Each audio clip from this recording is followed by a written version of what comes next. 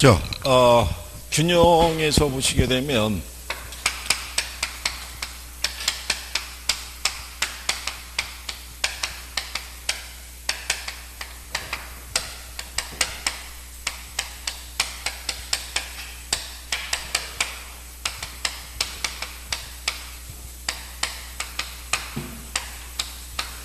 자, 공급이 불변일 때 수요가 증가한다는 얘기죠. 네. 그럼 가격은 어떻게 돼요? 양은 어떻게 돼요?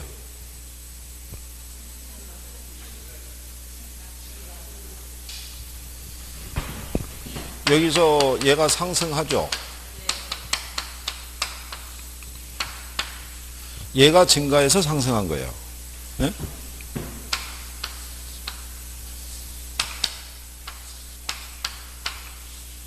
이게 균형 가격이면요. 균형 가격 하에서는 수요량하고 공급량이 같은 거예요. 그러니까 수요량도 10개, 공급량도 몇 개? 10개. 균형인데 이 상태에서 이렇게 수요만 늘었다는 거예요. 수요만 몇 개로? 12개로. 그럼 무슨 상태가 돼요? 그렇죠. 초과수요, 초과수요. 초과수요가 되니까 가격이 상승하는 거예요. 무슨 말인지 아시겠어요? 그러니까 당연히 공급이 불변일 때 수요가 증가하면 가격이 상승하는 이유는 뭐만 증가했기 때문에 수요만 증가해서 초과수요 상태가 되니까 가격이 상승하는 거예요. 무슨 말인지 아시겠어요? 네. 그러니까 가격을 우리가 구별을 하려고 그러면 초과수요가 되는지 초과공급이 되는지를 알아야지만 가격의 움직임을 확인할 수 있다는 거예요. 무슨 말인지 아시겠어요? 그러면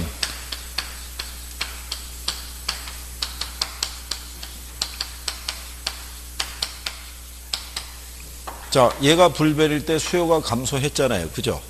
그러면 가격은 어떻게 돼요? 공급이 불변일 때 수요가 감소하면 가격은 아니 하락하겠죠. 하락. 에? 왜 가격이 하락하냐면 수요만 줄었잖아요. 그럼 무슨 상태가 돼요? 초과 공급이 되니까 이 상태에서 수요만 줄었다고요. 수요만 8개로 줄었다고요. 공급은 그대로 10개인데 그러면 초과 공급이 되잖아요. 그러니까 가격이 하락하는 거라고요. 무슨 말인지 아시겠어요? 네? 네, 그러니까 그 표현을 가지고 구별할 수 있으셔야 돼요. 그죠? 자, 여기 보시면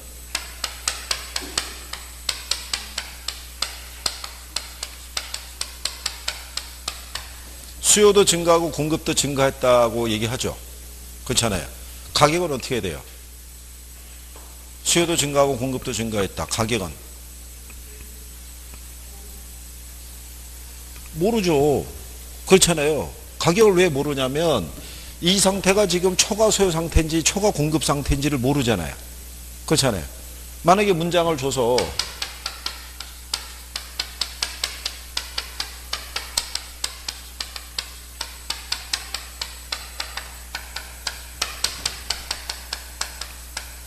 이렇게 주면 자, 둘이 같이 증가했는데 뭐가 더 크대요?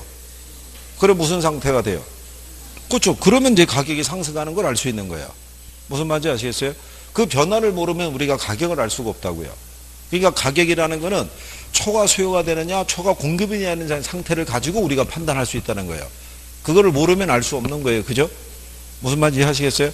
균형에서 이렇게 가격의 변화는 그래서 여러분들이 거기 밑에 수요와 공급이 동시에 변화하는 경우 있죠. 그래서 첫 번째가 수요도 증가하고 공급도 증가하잖아요. 그러면 가격은 알 수가 없다라는 거예요. 무슨 말인지 아시겠나요? 대신에 양은 반드시 증가하겠죠. 그 다음에 그 밑에 가면 수요도 감소하고 공급도 감소하죠. 양의 변화는 알 수가 없는 거예요. 어느 게 더 많이 줄었다는 표현이 없잖아요. 맨 마지막에 하단이죠. 6페이지 하단. 수요와 공급이 동시에 변화하는 거. 그렇죠? 그래서 세 번째 가보면 수요도 증가하고 공급도 감소한다고 되어 있죠. 이 상태에서는 가격은 반드시 상승해요. 왜? 지금은 초과수요 상태라는 걸 아니까. 수요는 증가하고 공급은 감소한다는 얘기는 초과수요 상태가 될 거 아니에요. 그죠? 무슨 말인지 아시겠나요? 요거를 내가 조금만 이해하시면 돼요. 그러면 이거 지문 나오면 내가 다 풀 수 있어요. 간단하게. 에? 이거 이해되나요? 에?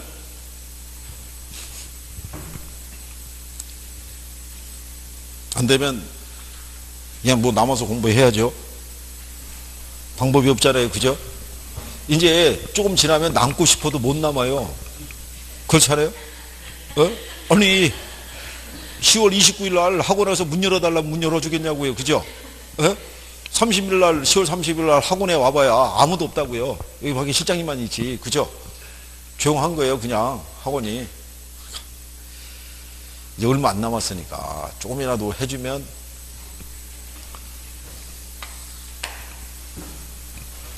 문장은 간결하게 줘요. 진짜 여러분 딱 보면 식별하기 쉽게끔. 그죠?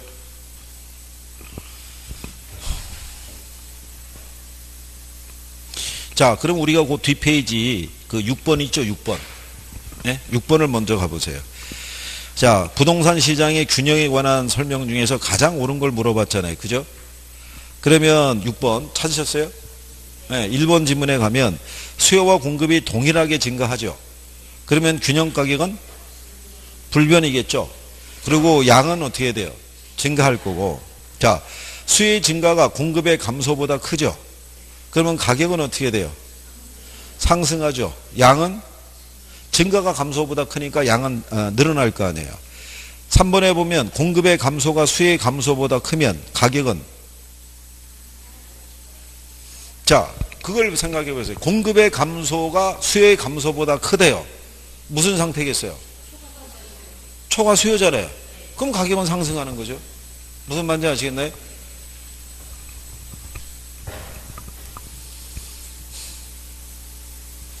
자, 그 다음에 4번에 보면 균형 상태인 시장에서 건축 원자재 가격이 하락하죠. 그러면 가격은 어떻게 되겠어요? 자, 건축 원자재 가격이 하락한다는 얘기는요, 공급이, 그렇죠, 증가하는 요인이죠. 공급이 증가하면 가격은 하락하죠. 그렇죠? 그리고 양은 어떻게 돼요? 증가하겠죠.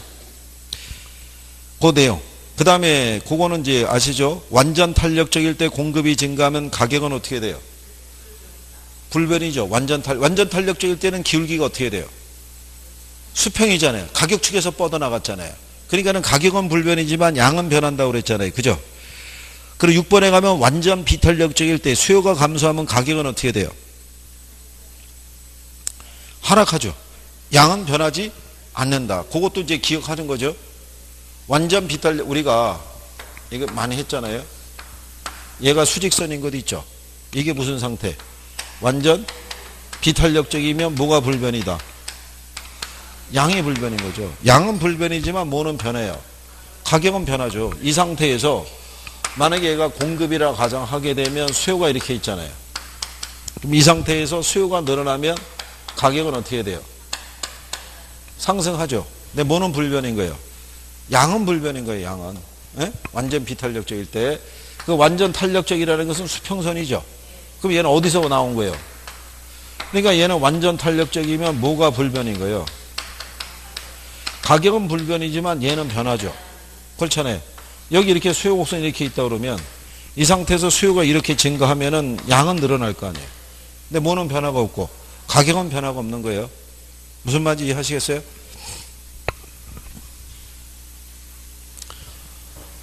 자, 그 다음에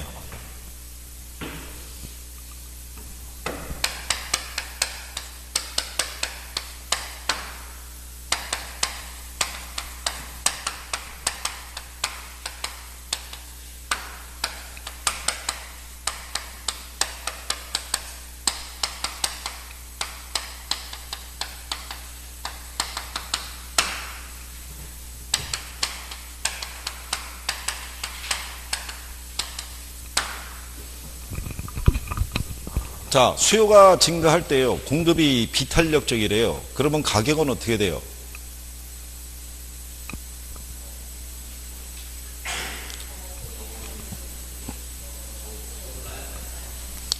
자, 일단 생각해 보세요. 얘가 증가하죠. 그러면 가격이 상승하면 공급은 어떻게 돼요? 공급은 가격이 상승하면 공급은 증가한다고요. 무슨 얘기인지 아시겠나요? 증가하는데 얘가 비탄력이잖아요. 비탄력이면 얘가 덜 증가한다는 거예요. 그래서 얘가 더 상승하는 거예요. 무슨 말인지 아시겠어요? 초과 수요 상태가 커지니까. 무슨 얘기냐면 얘가 공급이 비탄력이라는 얘기는 지어서 들어오기까지가 시간이 많이 걸리는 애들인 거예요. 그렇잖아요. 그러니까 공급의 움직임이 더디니까 양을 많이 못 늘린단 말이에요. 비탄력적일 때는. 무슨 말인지 이해하시겠나요? 우리가 일반 재화하고 부동산이 있으면 부동산 수요가 늘어난다고 바로 공급을 늘릴 수가 없죠. 그러니까 가격 상승폭이 커진단 말이에요. 무슨 말인지 아시겠어요? 그러면 자, 얘가 상승하면 당연히 공급은 증가하죠. 그럼 얘가 탄력적이라는 얘기는 얘는 더 증가한다고요. 늘어난 양이 많으니까 가격 상승폭이 크질 않다고요. 그러니까 덜 상승한다는 거예요. 무슨 말인지 아시겠어요? 그러니까 이것도 더 상승하느냐 덜 상승하는 여부는 양의 변화에서 결정이 되는 거예요. 무슨 말인지 이해하시겠어요? 그러면 여러분들에게 문제를 물어볼 때는 자, 우리가 항상 그렇게 해줬죠. 가격 변화에는 비탄력적일 때가 큰 거예요. 양의 변화는 탄력적일 때가 큰 거예요. 그걸 문제로 물어볼 수 있다는 거예요. 답을 유도할 때. 무슨 말인지 아시겠어요? 가격이 변할 때 그죠? 비탄력적일 때는 가격 변화율이 크고 그죠? 탄력적일 때는 양의 변화율이 크다. 이거를 반대로 표현할 수 있다고요. 그러니까 그거를 기억을 해달라는 거야. 여기서 이건 일단 알려줬잖아요. 가격 변화율은 어떨 때가 크다. 비탄력적일 때 크다 그랬잖아요. 오르면 더 오르고 내리면 어떻게 돼요? 더 내린다고 얘기한 거예요. 그죠? 그러니까 그 양의 변화까지 우리가 인식을 해야지만 이 문제를 확실히 풀 수 있다고요. 나오면. 그게 포인트니까 이해하시겠어요? 예, 이게 용어를 이해하는 게 중요한 거예요. 그래야지 문맥을 보고 내가 답을 찾을 수가 있으니까. 자, 그래서 거기 7번에 보시면 이렇게 해놨잖아요. 수요가 증가할 때 공급의 가격 탄력성이 비탄력적일수록 균형 거래량은 어떻게 돼요? 그렇죠. 덜 증가하는 거예요. 그래서 가격 상승폭이 커지는 거예요. 이게. 그 다음에 공급이 증가할 때 수요의 가격 탄력성이 탄력적일수록 거래량은 어떻게 돼요? 더 증가하죠. 생각해 보세요. 공급이 증가하죠. 그럼 가격은? 그렇죠. 가격이 하락하면 수요는 늘어날 거 아니에요. 늘어난데 탄력적이면 더 많이 늘어난다는 얘기잖아요. 예?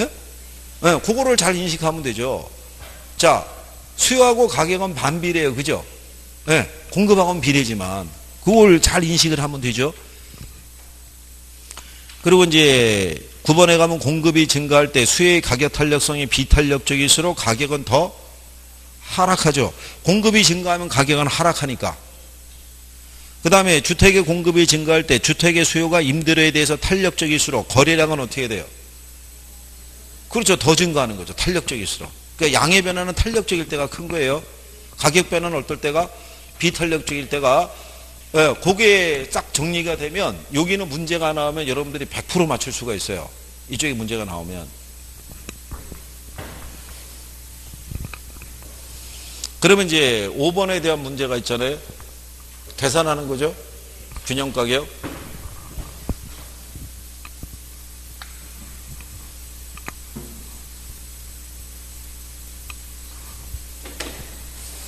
이쪽으로 넘어가면 웬만하면 이쪽으로 모이시죠. 웬만하면.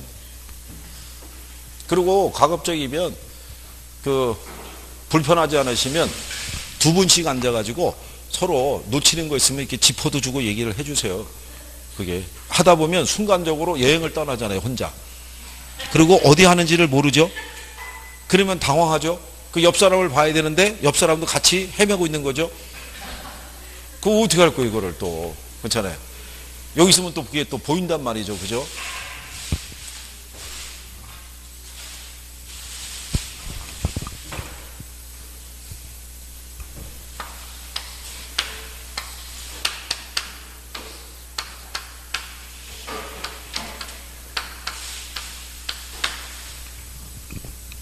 자, 우리가 뭐라고 그랬냐면요. 이 균형 가격 하에서는 뭐하고 뭐가 같아요?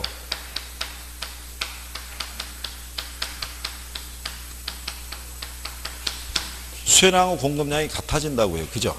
그렇지 않겠어요? 그러니까 거기 그 문제에서 5번을 보게 되면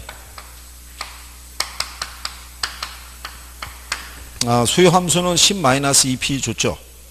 그리고 이제 수요 함수가 변하는데 공급 함수는 얼마라고 그랬어요? 4 플러스 P로 돼 있잖아요. 그죠?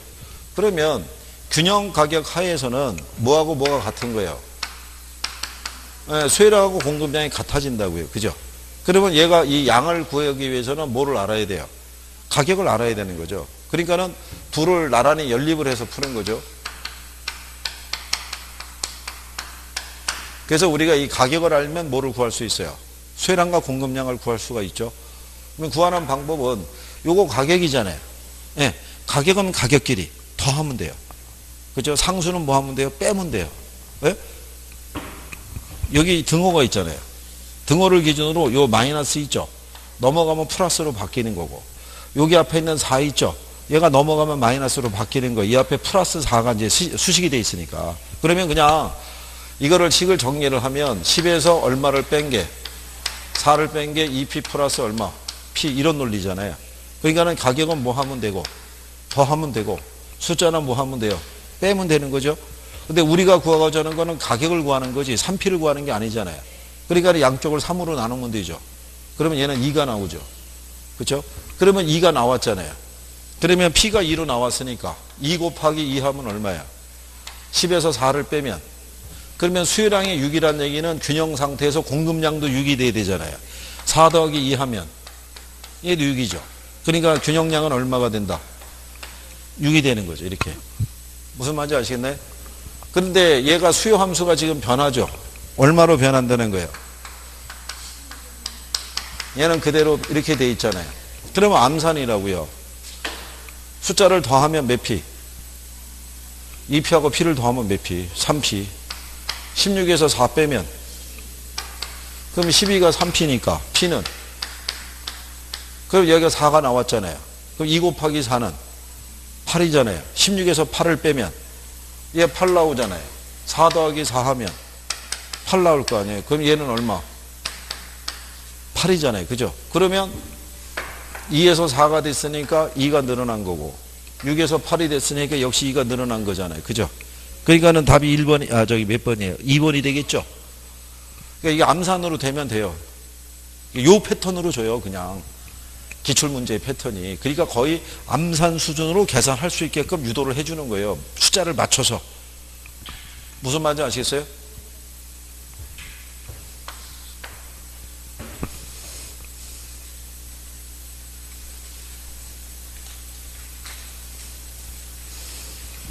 자, 그래서 이제 그런 내용. 그 다음에 이제 그 8페이지에 있는 균형점의 이동과 탄력성, 그래서 수요가 증가할 때, 수요가 감소할 때 이거 쫙 해놨죠. 네, 그거 갖고 이제 이해할 수 있으시면 돼요. 그러니까 이거 항상 패턴 이렇게 보시면 돼요. 수요가 증가한다는 얘기는 가격이 뭐 하는 거예요? 가격이 상승하죠. 가격이 상승하면 공급량은 늘어나야 되죠. 근데 비탄력이면 적게 늘어난다고요. 그러면 가격 상승폭이 큰 거예요. 그래서 첫 번째 지문이 공급이 비탄력적일수록 가격은 더 상승하는 거예요. 그죠? 더 상승하는 이유가 거래량이 덜 증가하기 때문에 그런 거예요. 무슨 말인지 이해하시겠나요? 네. 그래서 그 내용에 대한 거를 내가 이해할 수 있느냐가 중요한 거예요. 그죠? 네. 그래서 나중에 매칭을 하면요, 내용이 되게 간단한 거예요. 그래서 저희들이 매번 얘기하는 게 경제 논리가 여러분들 시험에서는 진짜 간단하게 주는 거예요. 그죠? 그냥 원론 수준도 조금 안 돼요. 그냥 가장 기초적인 거 주는 거예요. 그냥. 그래야지 여러분들이 몇 분 내로 풀 수 있어요. 1분 내로 풀 수 있는 거예요. 하여간 여기 올해 1차만 보시는 분도 있고 동차 보는 분도 있고 그렇죠. 그러니까 올해 시험은 제가 지난번도 말씀드렸지만 올해 시험은 시간 싸움이 될 거예요. 올해 시험의 패턴은 1교시, 2교시, 3교시로 나눠질 때 제가 볼 때는 동차하는 분들은 3교시에 하여간 조심해야 될 거예요. 3교시가 공시세법 볼 거예요. 그죠? 근데 걔네 40문제인데 50분 준다고요. 그리고 여러분들이 학계론 요거 하나만 40문제 그 50분 안에 푸는 것도 빡빡하다고 느끼잖아요. 걔들이라고 별반 다를 거 없을 거예요. 그렇죠? 그러니까 그는 요령을 잘 해서 정리할 수 있으면 될 거예요.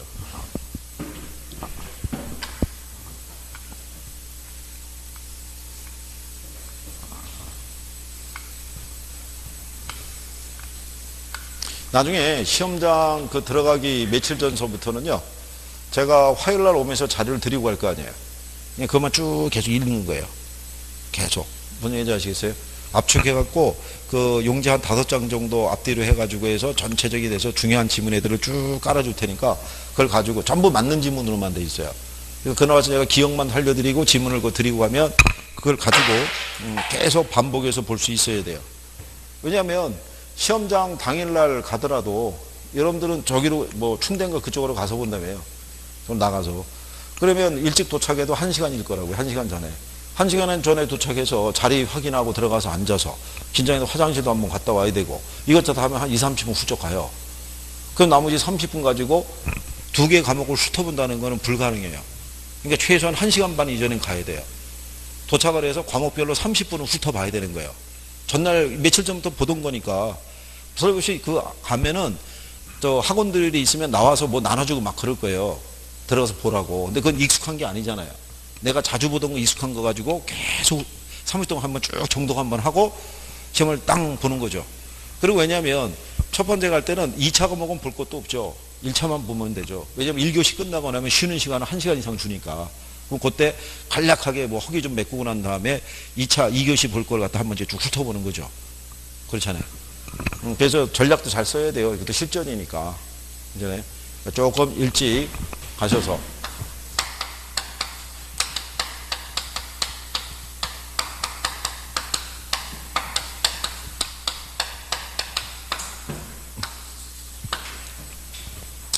자, 여기 그 시장의 특성하고 기능을 우리가 이제 구별을 할 때요. 자, 여러분들이 시장의 특성하면 기억나는 거 뭐 있어요? 부동산 시장의 특성하면. 에?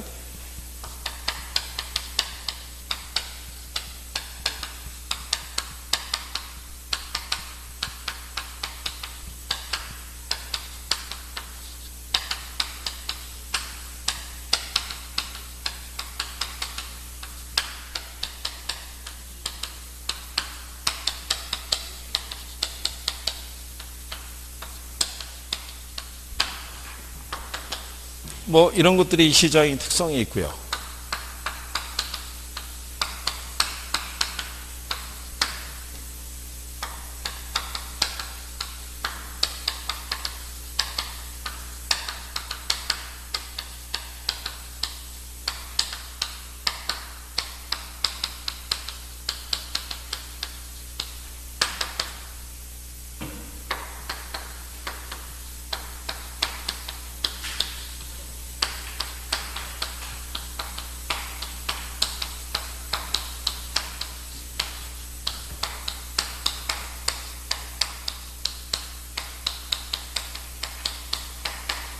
우리가 해본 거예요. 자, 특성이 있고 기능이 있을 때 부동산 시장은 거래를 비공개하는 기능이 있다. 그럼 맞아요, 틀려요? 부동산 시장은 거래를 비공개하는 기능이 있다. 그럼 맞다, 틀리다? 에? 이런 기능이 있어요, 없어요? 에? 아니, 이거는 기능이 아니라고, 이거. 여기 있잖아요, 이거. 이건 특성이라고요. 네? 시장의 역할은 시장에 참여하는 사람들에게 이 정보를 주는 거예요. 뭐에 대한? 이 가격에 관한. 그죠? 그래서 이거를 매개로 뭐가? 교환을 유도를 하고 이걸 매개로 자원 배분을 유도한다고요. 시장에서 가격이 올라가는 이유는 그 상품에 대한 수요가 많아졌다는 얘기잖아요. 그죠? 그러면 시장에서는 그 상품을 더 많이 필요로 한다는 얘기잖아요. 그럼 더 많이 생산해서 공급해 주는 걸 자원 배분이라고 그런다고요. 그렇죠? 그런 역할을 하는 거예요, 시장은. 이거는 그 시장의 특성인 거예요. 부동산 시장은 지역성하고 뭐가 있어요? 개별성이 있는 거예요. 그죠? 무슨 말인지 아시겠나요? 그러니까 거래 내역 등에 관한 정보가 똑같지 않아요. 여기 세종에서 30평이 거래된 내역하고 여기 있는 대전에서 거래된 내역이 절대 같을 수가 없잖아요. 그죠? 무슨 말인지 아시겠나요? 그러니까 거래 내역을 이 거래에 참여하지 않는 사람들은 알 수가 없어요. 그게 이 시장의 특성인 거예요. 근데 일반 재화는 틀리죠. 누가 만약에 이번에 새로 나오는 그랜저를 하나 살 때요. 그럼 대충 얼마에 샀다는 거 알아요, 몰라요? 다 알 거 아니에요. 삼성전자 주식을 이번에 저 사람이 샀대. 그럼 얼마짜리 샀다는 거 알아요, 몰라요? 안단 말이에요. 걔들은 가격에 관해서 거래 내역에 관해서 일반적으로 걔네가 공개하진 않더라도 얼마에 거래됐다는 걸 다 유추가 돼요. 근데 부동산은 그게 힘들다고요. 그거는 시장의 특성인 거예요. 에? 이게 시험에 나온 거예요. 시험에. 모의고사를 해봤다고요, 여러분들이 이거를. 그때 틀렸단 말이죠. 에?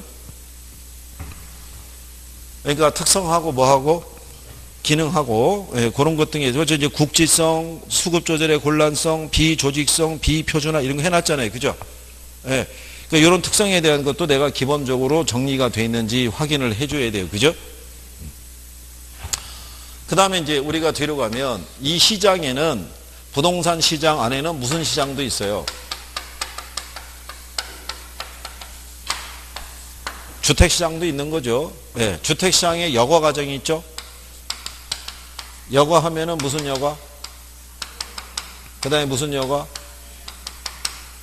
자, 상향 여과라는 것은요, 하위 계층이 사용하던 주택이 무슨 계층으로? 하향 여과는 하위 계층의 사용으로 전환되죠. 다만 하위 계층이 사용하던 게 그냥 갈 수는 없죠. 여기가 뭐가 돼서? 그렇죠? 재개발 등에 대해서 상위 계층의 사용으로 전환되는 걸 얘기를 하죠. 그렇죠? 그래서 우리가 그때 젠트리피케이션 이런 거 얘기했었죠. 그죠? 기억하시나요? 저소득층의 주거가 재개발됨으로써 중고소득층의 주택으로 대체되는 현상을 얘기했잖아요. 원주민이 내몰리는 현상. 그렇죠? 그거를 방지하기 위해서 정부가 도시재생사업을 추진을 하죠. 그렇죠? 그래서 20가구 단위로 쪼개가지고 도시재생사업을 시행하는 그 사업의 명칭 아나요? 응? 뭐? 기억나는 거 없어요? 그래서 서울시에서는 다른 서울시를 뺀 나머지 지역에서는 15층 정도의 규모로 주택을 다시 지어주는 거고 서울시만 7층 이하로. 기억하나요? 안 나나요? 앞에 가 뭐 이렇게 시작되는 게 있는데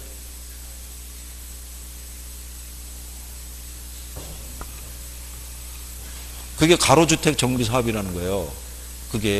그게 용어가 공법적인 용어로 나오는 게 아니라 지금 얘기한 그런 용어로 나온다고요. 학개론에서 쓰면 무슨 말인지 아시겠어요? 이게 무슨 사업에 해당이 되느냐 그렇잖아요. 그러면 아 이거구나 라고 생각해요. 왜냐하면 그 사업이 이번 정부가 역정을 두고 추진하는 사업이에요. 그게 사업비를 갖다가 당장 50조를 그게 갖고 예산을 투입하는 거라고요. 그렇죠? 그러면 알아야 될 거 아니에요. 명칭 정도는. 무슨 말인지 아시겠어요? 자, 그래서 이런 여과라는 것은요, 뭐가 증가해서, 소득이 증가해서, 기존 저가주택이 있죠? 수요가 뭐 됐을 때, 예, 감소했을 때 나타나는 게 여과인 거예요. 상향이 됐든 하향이 됐든 간에. 8평 살던 사람도 소득이 늘어나면 8평보다는 조금 더 넓은 데 가고 싶을 거 아니에요. 그렇죠? 13평에 살던 사람은 조금 더 18평, 20평 이쪽으로 가고 싶을 거 아니에요. 그죠? 그런 논리로 인식을 하면 되고요. 주거분리 알고 있죠? 네. 주거분리 하면은 저소득층의 주거와 고소득층의 주거가 이렇게 분리되죠. 경계에 인접한 저가주택은 할증이 돼서 거래되고 얘는 뭐가? 할인이 돼서 거래된다고 그랬고 이런 주거분리는 도시 전체적인 차원에서도 발생할 수 있고 근린지역에서도 발생할 수 있다고 그랬어요. 그리고 불량주택 문제는 소득 문제라고 얘기를 했고 거기 박스로 구별해 놨잖아요. 압축해서 거기 다 정리해 놨다고요. 그러니까 그거 가지고 확인해 달라 이거예요. 그 정도. 근데 나중에 이 분량도 여러분들이 많다고 생각한다고요. 이게 지금 요약집보다 더 압축해 준 거잖아요. 자료를. 근데 이것도 시험이 임박하면 이것도 많다고 생각해요. 시험장 가서 이걸 어떻게 30분 안에 답을 풀어보겠어요. 이게 이거보다 더 압축을 또 시켜준다는 거예요. 나중에. 그러니까 근데 그게 압축이 된 걸 쓰려고 그러면 뭔가 나름대로 내장돼 있는 게 있어야지 이게 좁혀지더라도 그걸 소화할 수 있을 거 아니에요. 그죠? 그렇잖아요. 받았는데 무슨 말인지 모르면 소용이 없잖아요. 그렇죠?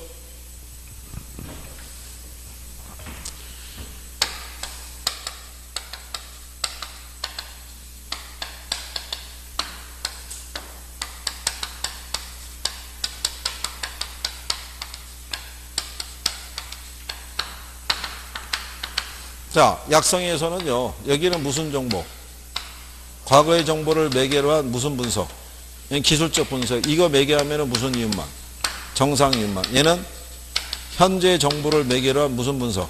기본적 분석. 이거 하더라도 역시 무슨 이윤? 정상 이윤. 얘는 모든 정보가 들어가 있기 때문에 무슨 이윤만? 정상 이윤만. 단 위에 거 두 개의 시장은 정보를 매개로 하면 무슨 이윤은 얻을 수 있다? 초과이윤은 얻을 수 있다 그랬어요. 그런 기본적인 성격에 대해서 거기 구별해 놨으니까 부동산 시장도 할당 효율적 시장이 될 수 있다 없다? 될 수 있다라고 얘기했어요. 그래서 그거 또 구별하시면 되겠고. 그 다음에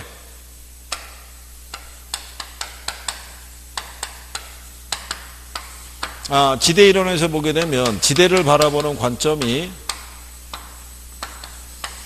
이거를 잉여이자 불로소득으로 보는 견해가 고전학파.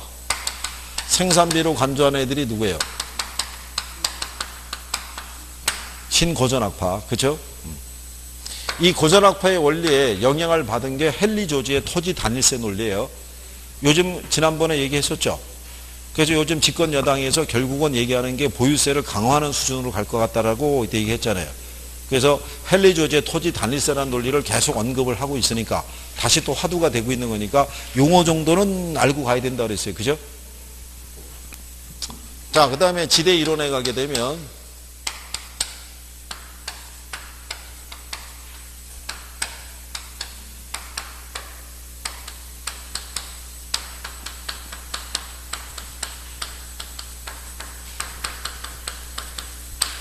뭐 이런 것들을 우리가 쭉 해봤어요. 그죠?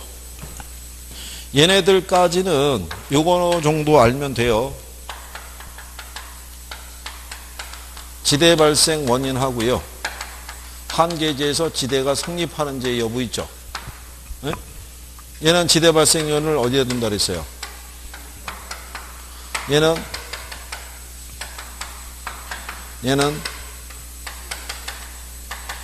얘만 유일하게 지대가 성립한다고 얘기를 했고, 준지대는 단기에만 성립한다고 그랬고, 장기는 소멸한다고 얘기했어요. 입찰지대는 토지 사용자가 지불할 수 있는 최대 지불 용액이에요. 그죠? 원래 번역을 최대 지불 용액이라고 번역을 한 거예요. 근데 여러분들 시험에는 최소 지불 용액이라고 틀리게 준 거예요. 그래서 이거를 최고 가격이다 이렇게도 얘기를 하는 거죠. 경제지대라는 거는 이거는 말 그대로 생산자 잉여라고 보면 된다고 그랬죠. 그렇죠? 그래서 얘는 공급이 비탄력적일수록 뭐가 커져요? 경제지대가 커지는 거예요.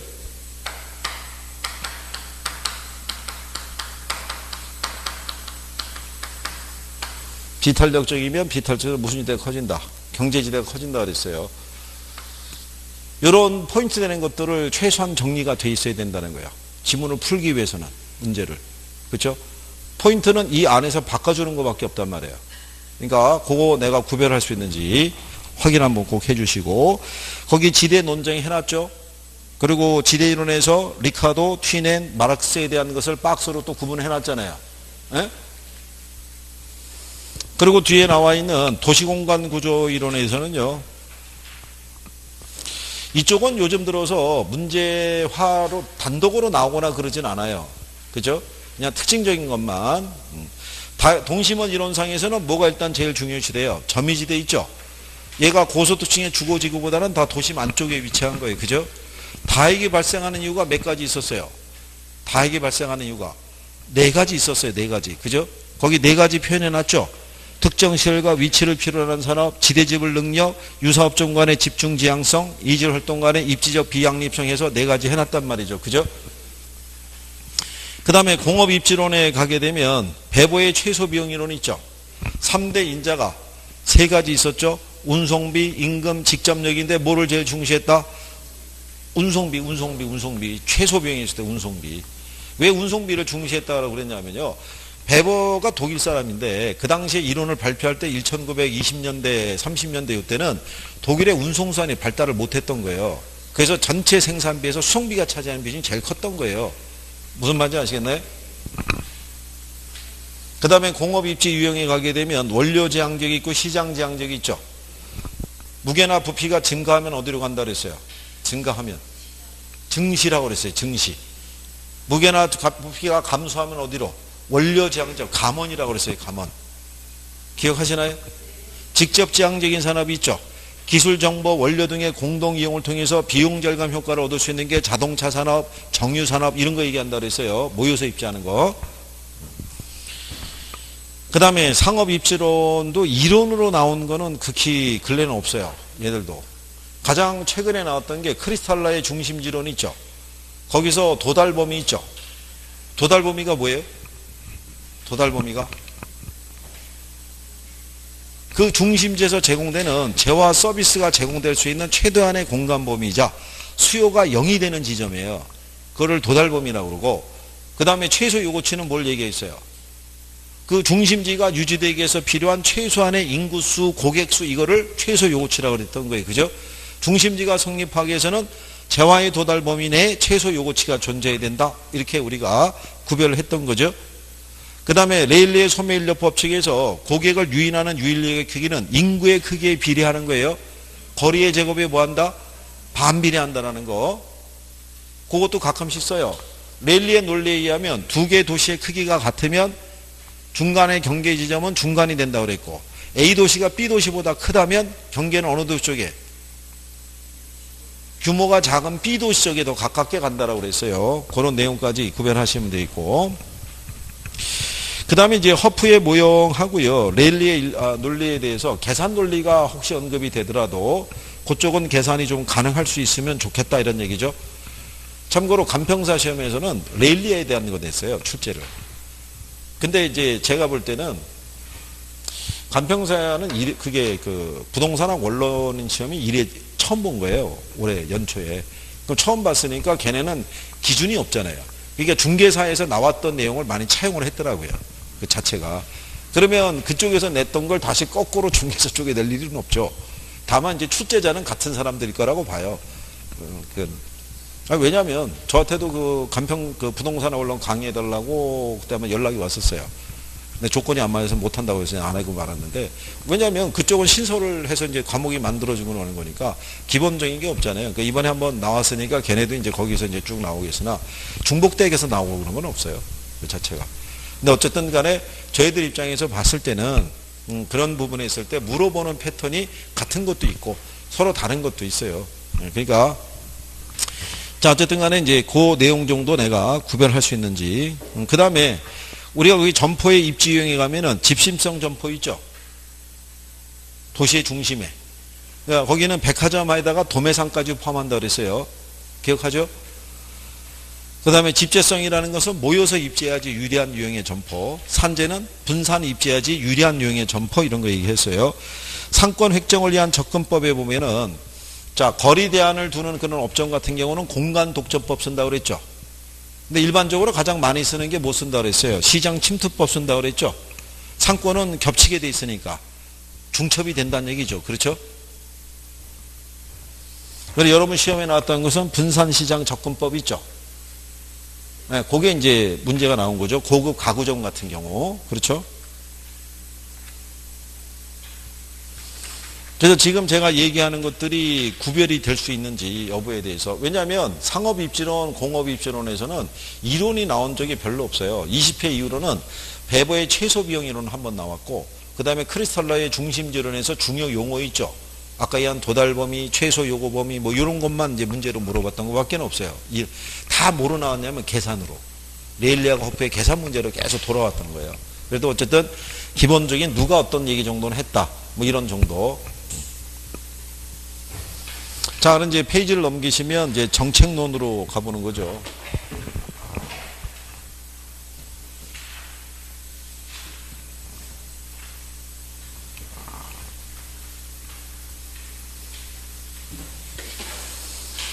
자, 여기 보면 15, 16, 17, 그 다음에 18 이렇게 나와 있죠. 예. 그 네 가지가 여러분 시험 목차예요. 여기는. 그러니까 이렇게 정책론 안에 가서 이렇게 단원별로 가서 이렇게 굵은 글씨로 목차를 준 거는 저기 나와 있지만 시험 목차로 준 거라고요. 여기 시험 목차로 제시한 거는 요 정도는 최소한 정리가 돼야 된다라고 해서 해드린 거고, 무슨 말인지 아시겠죠? 예. 자, 정책론 쪽에 가게 되면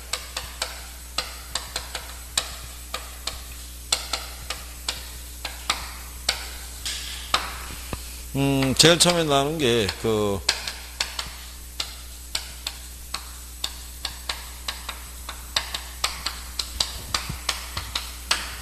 제목이 이제 정책의 의미, 기능 이렇게 줘요. 그때 요 기능이라는 게 뭐냐면 역할이에요, 역할. 정부가 시장에 개입할 때는 일정한 역할을 수행하기 위해서 들어오잖아요. 그죠? 그럼 그 역할이라는 거는 뭐를 하기 위해서? 시장의 실패를 수정하기 위해서, 또 저소득층에 대한 주거 수준을 개선시켜주기 위해서, 뭐 이런 등의 목적을 가지고 시장이 들어올 거 아니에요. 그죠?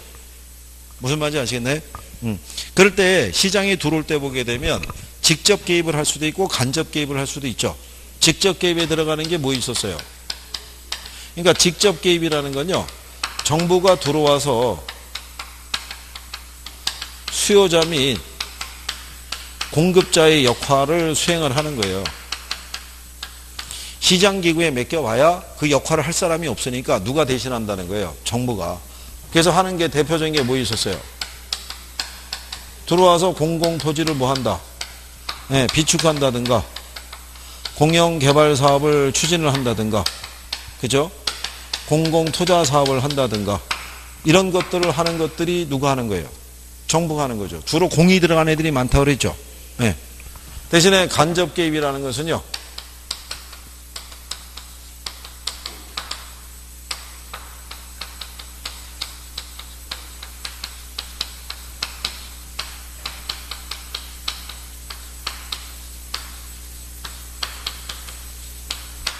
시장 참여자들의 경제적 동기를 조정하는 거예요. 우리가 시장에, 집이 세 채가 있는데도 집을 더 사는 사람이 있죠. 그 사람들은 뭐를 얻기 위해서? 이익을 얻기 위해서, 차익을 기대하기 위해서. 근데 그런 사람들에게 각종 부담금이라든가, 이 부담금의 대표적인 게 개발부담금 뭐 이런 거죠. 그 다음에 각종 세금. 뭐 이런 거 있잖아요. 재건축 초과이익 환수제 이런 거 아시죠?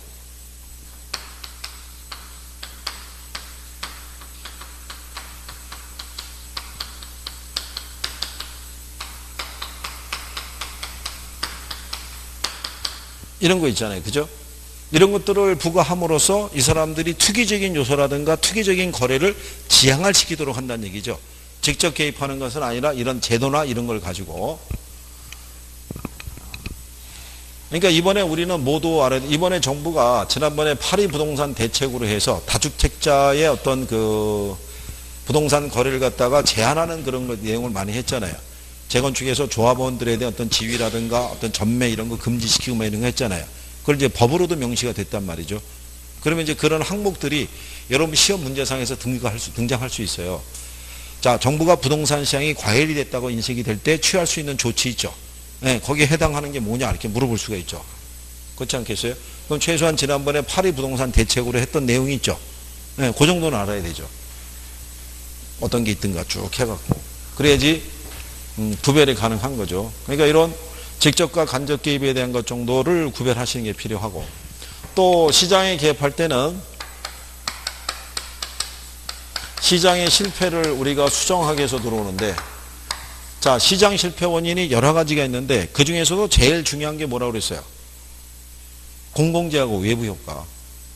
거기 다 해놨잖아요. 시장 개입 수단에 직접 개입, 간접 개입 다 해놨고, 그 밑에 하면 공공재하고 외부성 이거 다 했잖아요. 그죠?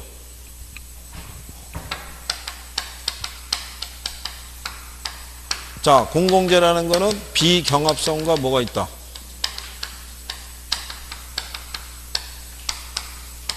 여기서 이게 빠지면 틀려요. B가 빠지면 그냥 일반 경제자가 되는 거예요. 그죠? 그러니까 비경합성으로 해서 얘는 생산이 되면 무슨 소비가 가능해요? 네, 공동 소비가 가능한데 이 소비에 대한 대가를 지불한다 안 한다? 이건 안 한다고요. 그러니까 수익자 부담 원칙이 적용이 안 되는 거예요. 그래서 이게 시장 기구를 통해서 생산을 유도하면은 무슨 생산? 과소 생산의 문제를 갖고 있는 게 무슨 재와? 공공재인 거예요. 근데 공공재가 공급이 되면서 무슨 효과를 유발해요? 네, 외부 효과를 발생을 시키는 거예요. 그렇잖아요? 도로가 새롭게 열리거나 지하철역이 개통이 되면 주변 부동산의 가치에 영향을 줄 수가 있죠. 근데 원전이 들었으면 또 얘기는 틀려지는 거죠. 그러니까 어쨌든 간에 뭐를 유발한다? 외부 효과를. 무슨 말인지 알죠? 근데 이 외부 효과는 정의 외부 효과가 있고요. 뭐가 있어요? 얘는 시장 기구를 통해서 생산하면은 항상 무슨 생산? 과소. 얘는 무슨 생산? 예, 과대 생산이 되는 과정에서 얘는 무슨 비용을 발생을 시킨다 그랬어요? 그렇죠? 사회적 비용을 발생을 시킨다는 거. 그래서 이제 외부 효과의 가장 기초적인 내용도 구별 정도 할 수 있으시면 돼요. 얘는. 그러니까 물어볼 수 있는 게 시장 실패 원인에서는 요거 둘밖에 없어요. 공공지하고 뭐. 장애도 이거 외부 효과 물어본 거니까. 근래. 그러니까 출제는 어느 게 더 많이 나와요? 외부 효과 더 많이 나와요. 경제 논리는 얘가 더 중요해요. 공공재가. 근데 부동산 학이니까 얘가. 왜? 부동산에 가지고 있는 특성 때문에 무슨 효과를 유발해요? 외부 효과를 유발하니까. 부동성 인접성에서 외부 효과가 발생하죠. 그죠? 부동산 시장에는 외부 효과가 존재한다는 얘기잖아요. 근데 이건 시장기구 밖에서 일어나는 행위이기 때문에 시장기구 안에서는 해결이 안 돼요. 이게 결국 누가 들어오는 거예요? 정부가. 그래서 이거를 해소하기 위해서, 부의 효과를 해소하기 위해서 정부가 쓸 수 있는 게 무슨 방법? 토지 이용을 뭐 해요? 토지 이용 규제의 가장 대표적인 게 뭐예요? 그게 지역지구제죠. 그렇죠? 네, 그래서 그런 내용 등에 대해서 구별할 수 있으시면 되죠. 그래서 여기 그 토지정책에 가면 지역지구제 동그라미 1번에 해놨죠. 부의 외부 효과의 제거 및 뭐 감소 그렇게 돼 있잖아요. 그죠? 지역지구제 역할 중에서는 걔가 일단 제일 중요한 거예요. 그리고 환지하고 수용 방식은 알고 있죠. 아 참, 개발권 양도제가 있고 여러분들이 개발권 선매제라고도 있죠. 공법에서 배웠죠. 개발권 선매제라고. 농지를 갖다가 보존하기 위해서 하는 제도 아니에요. 그거는 개발권 양도제하고 틀린 거예요. 그렇죠? 나중에 혹시 지문 나오면 착각하면 안 돼요. 네?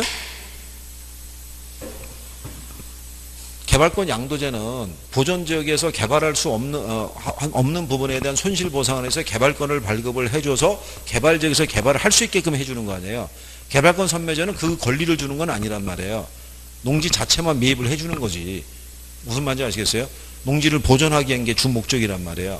그냥 이게 또 용어 정리가 안 돼 있는 사람이 쭉 있다가 개발권 선매제 어디서 많이 들어봤으니까는 뭐 보존지역에서 개발권을 행사하고 뭐 이렇게 나오면은 틀리는 거예요. 그죠? 무슨 말인지 아시겠나요?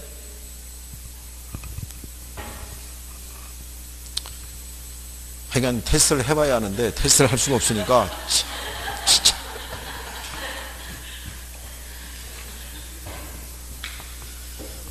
우리가 확인을 해봐야 돼요. 이거 테스트는. 그죠? 현재 구상은 마지막 주에 한번 해볼까 생각 중인 거예요. 제가 여기 24일 날 왔을 때 그때 이제 한번 와갖고 모의고사 하나를 드리고 시험 보시라고. 저는 그때부터 계속 돌아야 되기 때문에 오래 머물 수는 없어요. 그러니까 마지막 주에, 그러니까 저는 강의가 26일 날 끝나요. 이게 실제 강의는 그 전에 다 종강을 했고 마지막 주는 제가 강의하는 학원들 다니면서 마지막으로 스크린 한 번씩 다 해줘야 되는데 중요한 건 학원들이 떨어져 있잖아요. 이게 여기 오면은 저기 뭐예요. 수도권에서 그 스크린을 한번 해주고 나면은 그 다음날은 여기 내려왔다가 그 다음 저기 또 대전 갔다가 저쪽에 서산 갔다 또 올라가야 돼요. 그리고 이게 돌아야 때문에 되게 그래서 어쨌든 간에 그렇게 해서 하나라도 더 맞아서 합격을 해서 그죠? 네? 어쨌든 이 바닥을 뜨는 게 좋잖아요. 그죠? 네? 여기 바닥도 좁은데 그렇지 않겠어요? 아니 언젠가 어디선가 한번 안 보겠어요? 네? 봤는데 아직도 책 들고 다니면 어떡할 거예요, 그거를. 그죠? 아, 그래서 여기 요 내용 중에서 정리를 할 수 있더라고요. 환지에 대해서는 이번에 중개사에서 한 2번 나왔거든요. 단독으로도. 네, 근데 이제 저쪽에 간평사 쪽에서 환지를 또 냈더라고요. 그쪽에서. 환지 방식의 그 장점에 해당되지 않는 게 뭐냐, 뭐 이런 식으로 또 박스를 해서 또 물어본 거예요. 어쨌든 간에 대비할 수 있는 거는, 왜냐하면 출제자들이 한 번을 내잖아요. 한 번, 2번을 내면 의표를 찌르는 걸 선호해요. 야, 이제는 안 나오겠지. 근데 한 번 또 나오는 거예요. 그러니까 작년에 레일리 같은 경우가 2번 연속으로 나온 거랑 똑같은 패턴이에요. 심할 때는 4번 연속 낼 때도 있어요. 저기 거미집 모형 있죠? 거기 4번 연속 나온 거예요, 쭉. 그런데 부동산 투자 회사제도 있죠? 네, 걔는 10년 사이에 거의 매년 나왔다고 생각하시면 돼요. 그러면 마케팅에 대한 것도 거의 매년 나오고 있어요. 매년 나온 애들이 있잖아요. 걔들은 그래서 정리를 잘 해야 된다고 얘기하는 거예요. 무슨 말인지 아시겠죠? 그러면 거기 밑에 있는 주택정책이 있죠. 얘들도 매년 나와요. 얘들도. 그러니까 기억을 꼭 해야 된다는 얘기인 거예요. 무슨 말인지 아시겠어요? 예, 잠깐 쉬었다가 주택정책부터 하시죠.